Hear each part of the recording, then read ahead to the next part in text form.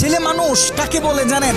যে তার নিজের কলিজা ছেঁড়া কষ্ট ভাতের লোকমার সাথে প্রতিনিয়ত গিলে খায়, তাকে ছেলে মানুষ বলে। একটা ছেলে যখন বড় হয় সে তার নিজের বাবাকে গিয়ে এই কথাটা বলতে পারে না, বাবা আমি প্রচুর পরিমাণে ডিপ্রেশনে আছি, আমি অনেক সমস্যার ভিতরে আছি, আমার একটু তোমার সাপোর্টটা দরকার, কারণ তোমার ছেলের তুমি ছাড়া এত আপন তো আর কেউ নাই। বাবা তোমার ছেলের মাথায় একটু হাত বুলিয়ে দাও, সামান্য সময়ের জন্য হলেও তোমার ছেলেকে একটু বুকে টেনে নাও। তুমি যদি একটু আমাকে তোমার বুকে টেনে নাও তাহলে আমার কষ্ট অনেকটা কমে যাবে। ছেলেরা এই কথাগুলো কখনোই তাদের বাবাকে গিয়ে বলতে পারে না। ছেলেরা কখনো নিজের মাকে জড়িয়ে ধরে কান্না করতে পারে না, because people say boys don't Cry. ছেলেদের মুখে কান্না মানায় না, এ কারণে ছেলেরা নিজে কষ্টে পড়লে কাউকে একটু কান্না করেও বলতে পারে না। খুব খেয়াল করে দেখবেন, একটা ছেলে খাবার খাওয়ার আগে যে কখনো প্লেটটা ধুয়ে খাবার খায় নাই, এই ছেলেটাও নিজের সবটা দিয়ে চেষ্টা করে নিজের ফ্যামিলি, নিজের প্রিয় মানুষটার মুখে হাসি ফোটানোর জন্য। অনেক ছেলে দেশে পরিশ্রম করে, অনেক ছেলে প্রবাসে বছরের পর বছর নিজের ফ্যামিলি, নিজের প্রিয় মানুষের মুখে হাসি ফোটানোর জন্য পড়ে থাকে।